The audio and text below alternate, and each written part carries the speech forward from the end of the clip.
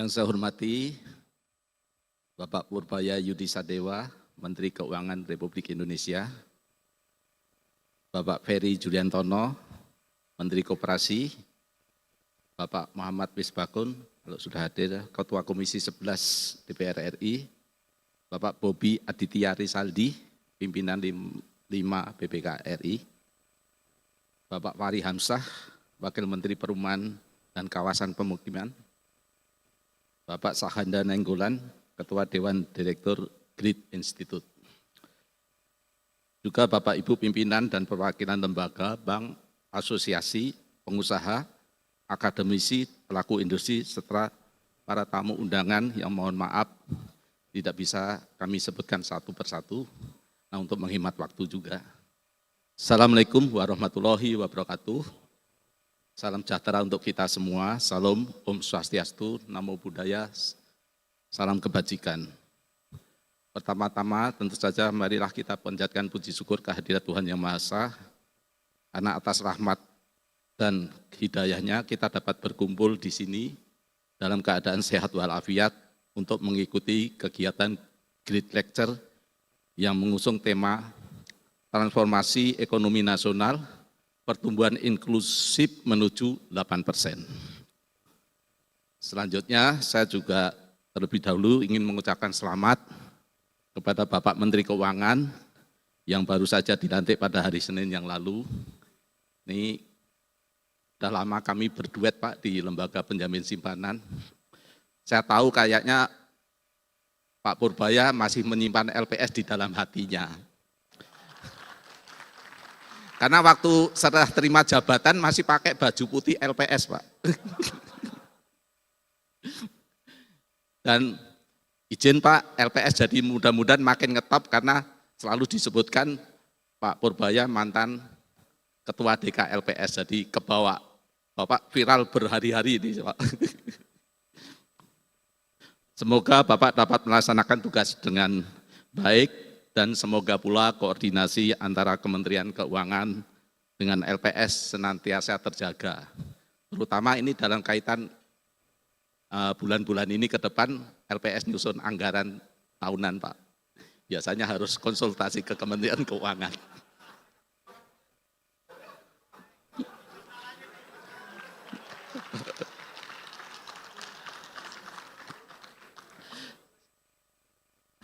Saya juga ingin menyampaikan apresiasi dan terima kasih kepada Grid Institute yang telah memprakarsai forum ini. Inisiatif dari Grid Institute patut diapresiasi karena menyediakan ruang untuk mendiskusikan arah baru pengembangan ekonomi nasional. Bagi kami di LPS, forum ini sangat relevan dan sejalan dengan misi LPS dalam menjaga stabilitas sistem keuangan. Karena itu kami mendukung terselenggaranya acara ini, sekaligus memanfaatkannya sebagai sarana untuk meningkatkan pemahaman dan kesadaran masyarakat mengenai peran LPS dalam melindungi simpanan nasabah perbankan di Indonesia. Bapak dan Ibu hadirin sekalian, topik kita hari ini yaitu transformasi ekonomi nasional, pertumbuhan inklusi menuju 8%, merupakan topik yang sedang hangat diperbincangkan baik di kalangan akademisi maupun di kalangan pemerintah.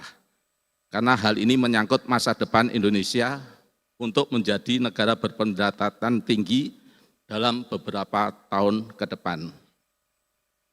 Target ini tentu bukan hal yang mudah, apalagi di tengah berbagai tantangan yang sedang kita hadapi.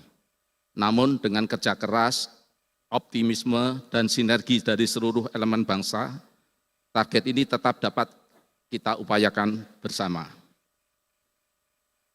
Saya tidak akan menjelaskan panjang lebar terkait hal ini karena nanti kita semua akan mendengarkan pandangan dari berbagai narasumber yang hadir hari ini, termasuk pandangan dari Bapak Menteri Keuangan yang kemarin saya juga ngikutin di YouTube-nya 24 menit mengkritisi atau mempelajari kesalahan-kesalahan kebijakan moneter atau fiskal di masa lalu pada saat terjadinya krisis.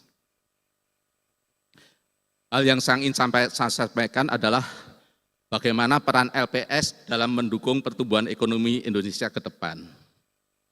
LPS adalah lembaga yang diberi mandat untuk menjamin simpanan nasabah perbankan sekaligus melaksanakan resolusi bank. Dan nanti tahun 2028 mandat itu ditambah untuk menjamin polis asuransi, termasuk melaksanakan resolusi dari perusahaan asuransi yang gagal. Kami berupaya supaya masyarakat tidak takut untuk menabung di bank karena ada LPS yang menjamin simpanan mereka. Dengan demikian, dana yang terhimpun di bank dapat dimanfaatkan secara optimal oleh perbankan untuk disalurkan kembali ke sektor real. Dengan adanya kepastian bahwa simpanan masyarakat aman karena dijamin oleh LPS, masyarakat akan tetap percaya kepada industri perbankan. Tidak hanya dalam keadaan kondisi ekonomi dan sektor keuangan yang normal, tapi juga ketika sedang terjadi gejolak seperti yang terakhir kita alami pada masa-masa awal pandemi COVID-19. Kepercayaan inilah yang menjadi fondasi penting bagi intermediasi keuangan kita. Dana masyarakat yang terakumulasi akan mendukung pembiayaan UMKM dan berbagai usaha produktif sehingga roda perekonomian dapat terus berputar. Bapak Ibu hadirin sekalian, pada kesempatan ini dapat saya sampaikan juga beberapa kinerja lembaga penjamin simpanan. Hingga per Juli 2025, cakupan penjaminan simpanan di bank umum masih berada pada level yang sangat tinggi. Total sebanyak 643,5 juta rekening atau sekitar 99,94% dari total rekening bank umum dijamin penuh oleh LPS. Sementara itu di BPR maupun BPR Syariah, total sebanyak 15,75 juta rekening atau sekitar 99,97% dari total rekening BPR BPRS dijamin penuh oleh LPS. Artinya, hampir seluruh rekening masyarakat, terutama rekening kecil dan menengah, terlindungi oleh penjaminan LPS.